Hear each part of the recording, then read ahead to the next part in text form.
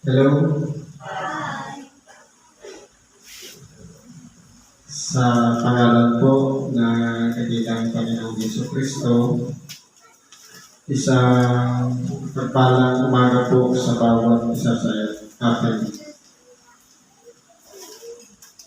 Nandito po tayo sa pagpapatuloy ng ating gawain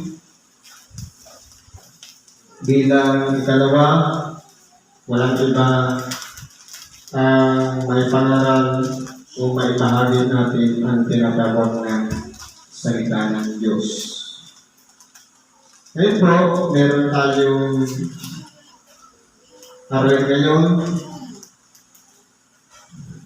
Ang una po ayon sa sulat ni San Pablo kay Tito sa Kapitulo 2, versikulo 1 hanggang sa 8.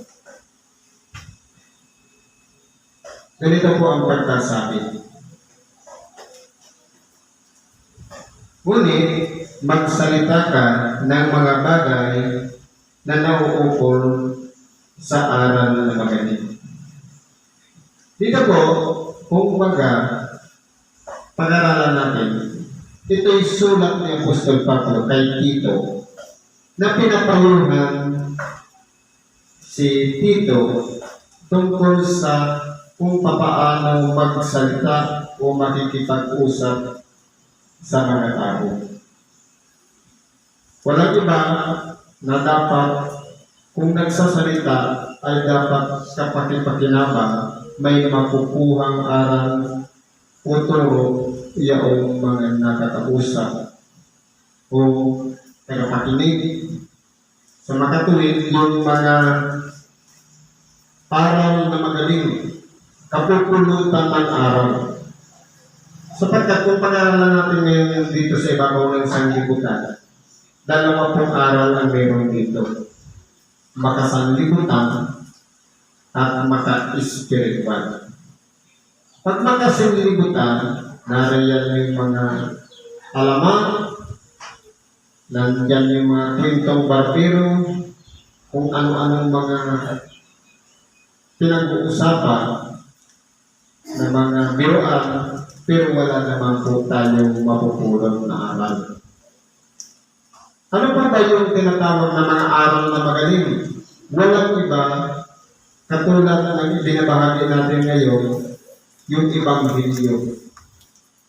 Na walang iba, kahit tayo man ay malakas ngayon, kung dumating man ang panahon na humina na ang ating katawang laman at sa kamatayan, yung ikalawang buhay, dala-dala po natin ang tinatawag na salita ng Diyos. Sapagkat yan po ay kapangyarihan ng Diyos, hindi po yan mananakaw at hindi rin po napapanis o nasisira. Sapagkat siya'y nagbibigay buhay at pag-asa sa bawat isang tao na nakinig, pinagnilay-nilayan, at inaral na mabuti kung ano ba ang maiuugnay nitong aralin ito sa bawat oras ng hininga ng ating buhay. Meron po tagapagpaalala niyan ang Espiritu Santo na pagkaminsan nakakalimot tayo manalangin, siya nagpapaalaala sa atin upang yung mga aral na ating tinanggap nung tayo nagsimba o nakinig ng Ebanghelyo, ito'y bumabalik sa ating alaala para sariwain sa ating pag-iisip at muli nating pagnilay-nilayan. Kaya hindi po nasisira ang salita ng Diyos. Ito yung aral na magaling. Walang iba ang pag-asa doon sa tinatawag na hinaharap pagkatapos man ng buhay natin dito sa ibabaw ng sanglibutan. Sapagkat ang tao po, kung titingnan natin, sa aral ng sanglibutan, makikita natin ang tao, ipapanganak, iluluwag o kaya Palalagingin, mag-aaral. Pero ano yung tinuturo ng mga aral sa pag-aaral? Makasanlibutan. Na nakalagay sa libro na iyon ay mga na-discover lamang ng tao. Sa makatuwid, may hangganan. Gaya ng siyensya, yung mga aral na tinuturo patungkol sa mga nakikita ng teleskopyo, pangmalayuan man o malapitan. Maliliit man yan, o malalayo, kung ano yung napatunayan at nakita, yun po yung pinagbabatayan, isinusulat nila sa libro, at yun naman ang itinuturo sa atin sa paaralan. Pero yan po ay mababaliwala sapagkat yan ay may hangganan. Pero yung mga aral na magaling, ito po yung madadala natin pagkatapos ng buhay dito sa ibabaw ng sanlibutan. Yung ikalawang buhay, dala-dala natin yung mga aral na magagaling sa makatuwid bagay, ang Ebanghelyo na nagbibigay ng kasiglahan sa bawat araw at nagbibigay sa atin ng isang gabay at pag-asa doon sa buhay na walang hanggan. Kaya ano pa ang tinuturo ni Apostol Pablo kay Tito? Ang sabi niya kay Tito ganito, na ang matatandang lalaki ay maging mapagpigil. Kumbaga, yung minsay galing ni San Pablo, pinasa kay Tito para i-aral naman ni Tito sa mga matatandang lalaki. Ano pa ang dapat gawin ng mga matatandang lalaki? Maging mapagpigil. Saan po mapagpigil? Sa mga gawang masama, kakakang masama, at mga bagay-bagay na ginagawa natin may kaugnayan lahat sa kasamaan. Kumbaga, magkakaroon ng limitasyon yung paggawa. Hindi, kumbaga dati, halimbawa, nung binata pa, libre lahat, pwedeng gawin, pero nung nagkaroon na ng wastong gulang, kung dumating na sa pagtanda, dapat natuto na rin magtanda. Tinatanda na yung mga salitang mapapakinabangan sapagkat kinakailangan na sa isang nakatatanda o natanda ay siya naman ang magturo doon sa mga kabataan. Halimbawa, walang kontrol yung mga matatanda, ano ang makikita ng mga kabataan? Kung walang pagpipigil sa bisyo, sa kung ano-anong mga gawain dito sa ibabaw ng sanglibutan, kung wala po nun, ang makikita ng mga kabataan, yun din ang gagayahin sapagkat wala po silang pagpipigil. Ano pa? Mahusay. Mahusay sa pagpapayo. Mahusay sa mga gawa. Mahusay sa pamumuhay. Hindi nandaraya. At ganoon din, mahuhusay sa kung ano-ano pa man, lalo-lalo na sa mapapakinabang nabidinig ng ating kapwa. Walang iba yung lumalabas sa ating mga bibig. Kung halimbawa, ang matatanda ay panimura, ano naman ang mapapakinabangan ng mga kabataan? Kumalala natin ang mga bata, sensitive po yan. Pag palaging naririnig ang pagmumura, kalalakihan nila yung palamura. Pero kung mabubuting bagay ang lumalabas sa bibig ng magulang, mapapakinabangan din naman yan ng mga bata. Kalalakihan yan. Kung ano yung aral na kanyang tinatanggap, lalong-lalo na kung nasa stage pa ng pag-iipon ng mga impormasyon na kanyang napapakinggan sa kanyang kapwa o sa mga nakatatanda sa kanya. Ano pa po?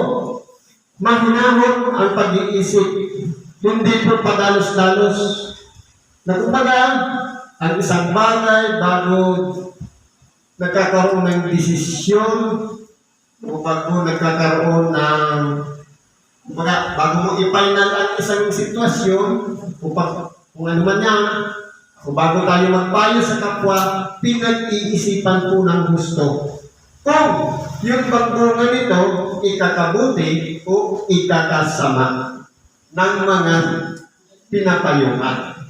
Kung halimbawa ang payo natin, parang panggagatong, nasa halip yung apoy, maapula, kumbaga ginagatungan pa natin, mas lalo natin pinag-aalam ang apoy nang sa ganun mas marami pa ang masunog. Hindi po dapat ganun ang ating gawain. Kung hindi, kinakailangan po sa pamamagitan ng mahinahon na pag-iisip, inaaral natin ano ba yung impact. Kapag yan ay pinayo natin, ano ang mangyayari? Lalala ba?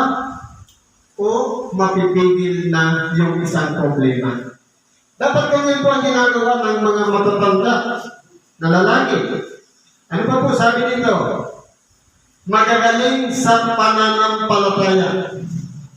Sabi nga sa ibang bahagi ng banal na kasulatan, isang pananampalataya. Kinakailangan kung paano tayo sa pamamagitan ng pakikinig ng Ebanghelyo, tinawag tayo, kinakailangan manahan o manatili na tayo doon sa kalagayan ng kung paano tayo tinawag. Hindi yung pabago-bago ng pananampalataya, palipat-lipat ng sikta, palipat-lipat, isa lang naman po ang patutunguhan niya. Kung ba, ano yung makukuha ng kabataan? Kung walang pinaninindigan na isang pananampalataya ang matatandang lalaki, ano ang mapapakinabangan ng mga kabataan? Wala po, magkakaroon na kanilang pag-iisip. Kaya sabi nito, magagaling sa pananampalataya, kinakailangan matibay kahit anong mga problema o na dumarating sa ating buhay, kahit man tayo ay nasa gitna at wala na tayong malapitan at yung papaano pang kung tinawag tayo sa paglilingkod na hindi tayo sumusuko, dapat magaling ang ating pananampalataya. Na kinakailangan kahit anong bagyo, anong pagsubok na dumating sa ating buhay, nanganangan tayo sa iisang pananampalataya sapagkat tayo po ay nakasali kay Kristo. Hindi tayo bumibitaw sa kabila ng mga pagsubok na dumarating sa ating buhay. Ano ba po? Sa pag-ibig, kinakailangan ang pag-ibig po ay walang kinikilingan. Pantay sa lahat. Sa magkatuwid, hindi po iniibig lamang natin yung mabuting nakikitungo sa atin. Sabi nga ng ating dakilang Panginoon, narinig ninyo ngayon sinabi, ibigin ninyo ang inyong mga kapwa at kamuhan ninyo yung mga kaaway. Ngunit ay sinasabi ko sa inyo, ibigin ninyo ang inyong mga kaaway at idalangin ninyo ang sa inyo'y nagsisiusig. Sa magkatuwid, ang nakikitungo natin, mabuting tao man yan, o masama, itinuturing man tayong kaibigan o kaaway, o kaya sinisiraan tayo ng puri, kinakailangan ang pag-ibig na yan, mapagpahalaga tayo sa kapwa. Yung gumagawa sa atin ng mabuti, pakitaan natin ng mabuti. Yung gumagawa sa atin ng masama, siya lang yung masama. Eh kapag kinantahan natin ng kasamaan din, dalawa na tayong magiging masama. Kaya ano po ang dapat natin gawin? Ibigin ninyo ang inyong mga kaaway. Hindi naman ibig sabihin na iniibig yan, yakapin mo, may dala-dala na ng iba. Kundi, pakitaan mo ng pagpapahalaga, ipanalangin mo siya, sapagkat, kaya siguro siya nag-aamok dahil magulo ang kanyang isip. Balisa siya, problemado. Pero kung idadalangin mo na maglinaw ang kanyang isip, may pagpapahalaga sa kanyang sarili. Na iniibig mo siya, ayaw mo siyang mapahamak, kaya inilalayo mo siya sa kapahamakan. Naway mahango sa pamamagitan ng pananalangin natin. Pero kung gumaganti tayo, sabi nga, malaki ang nagagawa ng pananalangin ng isang taong matuwid. Kung gumanti tayo, hindi tayo mag-uwi. Walang kapakinabangan ang pananalangin natin. Kinakailangan maglinis muna tayo ng ating kalooban. Saka natin siya idalangin. Baka pakinggan tayo ng Diyos na maglinaw ang kanyang pag-iisip. Kaya sa pag-ibig ko, kinakailangan pantay. Walang kinikilingan. Dapat, di masama man ang ginawa niya o mabuti, parehas ipakita natin ang pag-ibig sa Kanya. Sapagkat kung ilalagay natin sa ating sarili na ayaw sana natin na may mapahamak kahit isa, lahat tayo ay sama-sama sasalubong sa ating dakilang Panginoong Jesucristo. Ano ba po? Sa pagtitiis, kahit anong mga dapat ng buhay, problema, pagsubok, karamdaman, hindi po sumusuko. Yung pagtitiis nakikita ng mga kabataan na kumbaga kahit masakit na, hindi pa rin tayo sumusuko at nagpapatuloy po tayo. Ano ba ito sabi dito? Na ganyan din ang matatandang babae. Sa mga matatandang babae naman, ano naman po? Ay maging magalang sa kanilang kilos. Ibig sabihin, kinakailangang resipitado sa pamamagitan ng kanyang kilos. Ano ba po? Maging magalang sa kanyang kilos, hindi palabintangin. Minsan, sumasaksi sa katotohanan, hindi naman nakita ng mata. Sa totoo lang po, wala pong papakinabangin kung panay suspitsa, kung panay akala, sapagkat may akalang masama. Kasi may kita sabihin mo kung nakita mismo talaga ng iyong mata. Pero kung katha mula sa sabi lamang at walang prueba, huwag po tayong maniwala. Kaya dapat, ingatan po natin yun upang hindi tayo mapunta sa pagiging palabintangin. May paalipin man sa maraming alat. Kinakailangan sa babaeng matatanda ay hindi po nahilig sa alat o napapaalipin sa maraming alat. Okay lang mag-shot, pero hindi ibig sabihin, yun na yung buhay natin yung alak. Alalahanin natin, walang katapusan ang paggawa ng alak. Ang buhay may katapusan. Marami ng buhay na nawala, pero yung alak patuloy na ginagawa. Mga guro ng kabutihan sa pamamagitan ng pagtuturo sa mga bata, ng paggalang sa mga nakatatanda, ng mga gawaing bahay, at ganoon din kung paano pahalagahan una ang sarili para naman kapag siya'y dumating na rin sa pagtanda, mayroon din siyang maituturo sa kanyang magiging mga anak.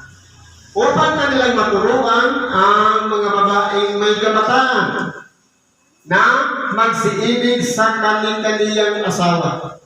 Kung halimbawa po, ang asawang babae o matatandang babae walang respeto sa kanyang asawang lalaki bilang pangulo ng pamilya, ano po ang makikita ng kanyang mga anak?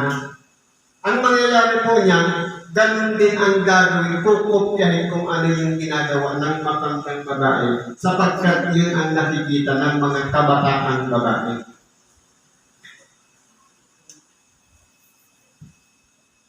Magsiibig sa kanilang mga anak, mga pagkahinamon. Kaya kung halimbawa, ang isang magulang ay pabaya sa kanyang anak, siyempre, yung anak, pag naging magulang na rin yun, magiging pabaya din sa kanyang anak. Sana po yun, magpapatuloy po yun. At kinakailangan din, yung matandang babae, mga pagkahinahon. Yung pag-iisip, hindi yung balisa o ano-ano na iniisip. Relax lang. Sa English, ang mga pagkahinang, relax. Kailangan huminga tayo ng malalim. Kailangan natin ng hangin para yung kondisyon ng ating utak, ng ating puso, maikalma natin. Hindi yung problemado. Kung nakatuon lang tayo lahat sa problema at wala naman naiisip na solusyon, ikababagsak po natin yan. Halimbawa, malimit problemahin ng asawang babae, walang bigas. Kapag inisip mo maghapon na walang bigas, walang mangyayari. Hindi naman ang bigas ang lalapit sa bahay. Ang gagawin natin, lumabas ka sa bahay, yung kapitbahay mo may bigas. Kaso, kung mataas yung pride, ego, ayoko, nahihiya ako. Alam niyo, sa totoo lang, kung ang pagiging mahihiyain, may pride po yan. Bakit may bibig naman tayo? Pwede tayo magsalita. Bakit hindi natin nasasabi dahil mataas ang ating pride?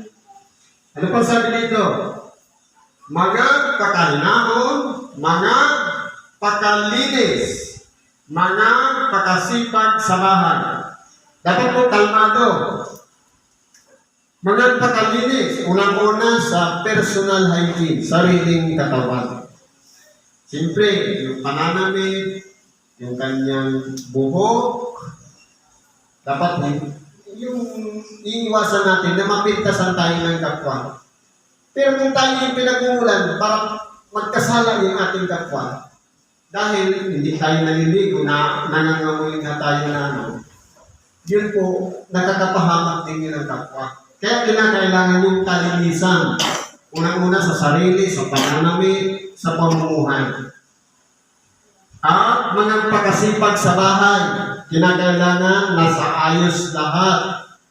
Kumbaga, kung pangkusin ng gamit, sama-sama yan. Kung panglakad ng damit, sama-sama yung pambay. Dapat organize yung isang bahay sa pamamagitan ng isang babae. Ano ba po sabi nito? Pasakop sa kanyang magagandang loob. Kinakailangan mahabagin sa kapwa. Kapag may lumalapit, hindi po dapat itinatakwil, kundi pinahalagahan natin. Marahil sa'yo lumapit dahil may pangangailangan. E paano kung dumating naman yung pagkakataon, tayo naman ay ang may pangangailangan at naranasan natin na tanggihan kung ano yung masama na gagawin natin sa lumalapit sa atin, na tinanggihan natin, isipin natin kapag paano kaya kung tayo naman yung tinanggihan at hindi tayo pinagkalooban ng ating kahilingan. Masakit di po ba? Kaya para hindi gawin sa atin, huwag din natin gawin. Ano pang sabi dito? Pasakop sa kanya-kanyang asawa, hindi sa asawa ng iba. Kani-kaniyang asawa. Ibig sabihin, yung mga babae, may kani-kaniyang asawa. Yun na, kumbaga, sabi nga sa mag-asawa, bakit siya naging asawa mo?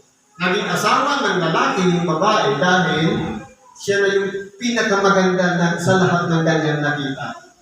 At ginusto naman ng babae na ibigin yung lalaki dahil siya naman yung pinakagwapo sa lahat ng kanyang nakita. Kaya sila'y pinag-isa ng Diyos sa tinatawag na pag-ibig. Sila'y magmamahalan at magtatangiyod hanggang sa magkaroon ng pamilya.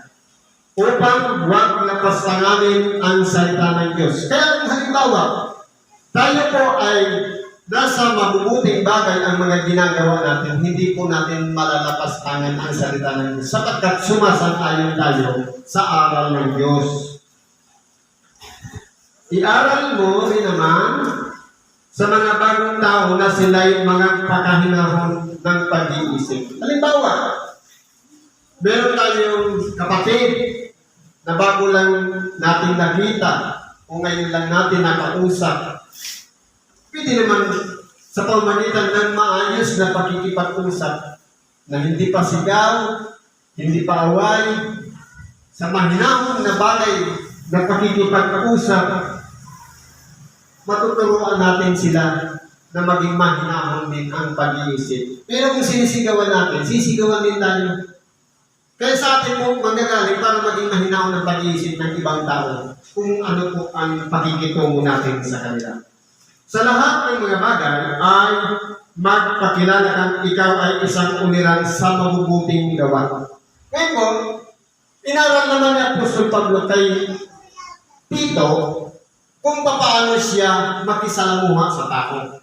Walang iba ang pagiging isang uliran. Isang halimbawa sa mga gawang kabutihan na nakikita ng ating kapwa. Kaya kung ayaw natin mapahamak ang ating kapwa, gagawin natin yung mabubuting bagay nang sa ganun hindi tayo mapulaan. Sapagkat kung gumagawa tayo ng kasamaan at nakita tayo ng ating kapwa, tunay nga po na kinakailangan maging uliran tayo sa kanila at hindi ng mga masamang bagay ang ituturo natin sa kanila. Ano po sabi dito? At sa iyong aral ay ipakilala mo ang walang kamalian ang kahusayan. Sa pamamagitan ng pakikipag-usap, hindi naman ibig sabihin na kausap mo yung ibang tao, magulang man yan, na lalaki o babae, o kabataan, babae o lalaki, iibanghelyuhan mo na ng direkta. Hindi, yung mabuting pakikipag-usap. Sabi nga, indirect. Hindi ka pa nagagamit ng sitas, pero yung aral na binimitawan natin, nagkabase sa banal na kasulatan. May pinagbabatayan tayo yung mga aral na ating binabasa. Sa pamamagitan ng walang kamalian. Nababasa. Paano kung yung nakausap natin, nagbabasa rin pala ng banal na kasulatan, tapos yung binabahagi natin, hindi naman pala nababasa. Sa banal na kasulatan, magiging po tayong sinungaling. Kaya, dapat nakabatay lahat ng ating aaral o pangangaral sa ating kapwa sa banal na kasulatan para magkaroon ng kahusayan sa pamamagitan ng pagbibitaw ng mga salita na madaling maunawaan at mahusay na makipag-usap. Kumbaga, hindi magulo. Kasi ang lalahan lang naman ng banal na kasulatan, katulad lang naman yan ng pagsasaing. Kinakailangan nakaarin mo yung pagkasunod-sunod kung paano naging kanin ang bigas. Hindi yung salo-salungan, nauna yung pagsalang sa paghugas. Hindi dapat. Dapat kung ano yung pagkakasunod-sunod is ay aayon natin yun para napupulutan ng aral. Halimbawa, ang direksyon ng pagsaing na lang ng bigas. Ihanda ang bigas. Magpasiga ng apoy. Isalang. Sa kahugasan ng bigas, hindi ba kung salo-salungan yan? Malilito yung tagapakinig. Pero kung itatama natin, kukuha ka muna ng bigas, tansyahin mo yung dami, tanggalin mo yung ipa, ilagay mo sa kaldero, hugasan mo, pagkatapos tapon mo yung tubig, lagyan mo rin panibago, kung marunong tapon mo ulit. Pagkatapos lagyan mo kung anong dami, magsiga ka na. Saka mo ilagay doon sa kalan at saka mo isalang. Pagkatapos nun, antayin mong kumulo, pagkakulo, parang ganun yung detalyado, kumplito, may kahusayan. Pero kung sala-salungan, patanong-tanong, ang mensahe, halimbawa, ang mensahe patungkol sa pagsisisi, patungkol sa pagpapatawad, tumatanong ng ibang tema, hindi po yan mauunawaan. Kaya kung tungkol lang sa pagsisisi, nakapokus lang sa pagsisisi. Kung tungkol sa pagpapatawad, nakapokus lang sa pagpapatawad. Kung tungkol sa pananalangin, nakapokus lang sa pananalangin. Sa makatuwid, para maging mahusay ang pananalita natin, sumasang-ayon lang sa isang tema, yung ibinabahagi natin. Halimbawa, sabi dito, sa pagpapatuloy, sa lahat, pang-uusap na magaling, yung constructive, kinakailangan, yung mga salita na di ba pinag-uusapan yung sa elementarya, yung mga pangungusap, sentence. Ano ba yung nakalagay doon sa sentence? May paksa at may panaguri. Di ba ga? Para maging sentence, dapat detalyado. Magkakaiba-iba po kasi ang gamit. Iba ang gamit ng napagkilala, mapagkilala, at napagkikilala, at mapagkakikilala. Magkakaiba po yun. Parang yung nakaraan, ngayon, bukas. Magkakaiba-iba po yun. Katulad ng nag-igib. Nag-igib, ibig sabihin, tapos na. Nandiyan na yung tubig. Umiigib, ibig sabihin, ginagawa kasalukuyan. Iigib, ibig sabihin, gagawin pa lang. Dapat, yung pananalitang o pangungusap na magaling, sumasang-ayon doon sa sinasabi para madaling maunawaan.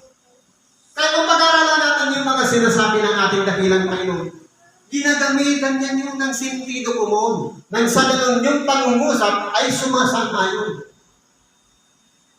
Halimbawa, sinasabi, nangagsalita, ibig sabihin natapos na. Nangagsasalita, kasalukuyan ginagawa. At mangagsalita, hindi pa ginagawa. Ganyan po ang mga pangungusap na magaling. Pwede po yan kapulutan ng aral sa mga nag-aaral na makibahagi ng Ebanghelyo.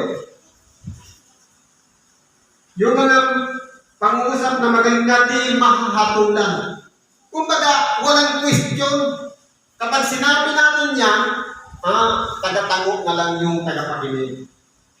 Upang sila na nasa kabilang panig ay mahiya na walang anumang masamang masabi tungkol sa atin. Kaya po kung hindi perfect yung sentence, hindi maayos yung paglalahad natin ng kwento, hindi nauunawaan, wala pong mapapakinabangan ng ating kapwa. Ang mangyayari po niyan, tinuturuan lang natin siya, hatulan ang ating mga sinasabi. Para hindi po tayo mapulaan, kinakailangan isaayos natin yung bawat buka ng bibig. Sabi nga, sasanayin natin sa loob ng bahay, sa harap ng salamin. Tingnan natin ang ating sarili kung paano tayo makipag-usap.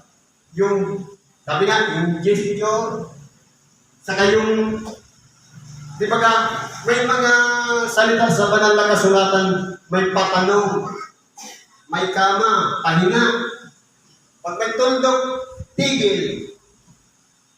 Kinakailangan, pagpadamdam, parang may pagulat din na. Kaya, ang tawag doon sa English, intonation. Yun po ay ginagamit natin sa pakikipagkapwa-tao. Ganun din ginagamit din sa pangangaral at pakikipag-usap sa kaniluman. Kaya po, kung wala sa ayos ang ating mga ginagawa, mapupulaan tayo, tinuturuan lang natin, hatulan tayo, at magkasala ang ating kapwa. Ibig sabihin, papunta po yun sa kaganapan o tinatawag na kasakdalan o perfeksyon. Kaya, kung hindi po tayo mag-aaral ng pakunti-kunti, hindi po tayo matututo, wala pong matututunan ang ating mga kapwa na nangangailangan din na sila'y maturuan ng aral. Siguro, hanggang na lang muna yung pakikibahagi natin sa oras na ito. Salamat po sa Diyos at pagpalain tayo naman ang ating mga karingan, kahilingan, karamdaman man yan, problema, kabalisahan, ano pang ang bagay, ipagpalaw daw ang lahat ng kasagutan sa ating mga hinihiling sa ngalan ni Kristo Jesus na ating dakilang Panginoon. Salamat at pagpalain tayo ng Diyos sa araw na ito.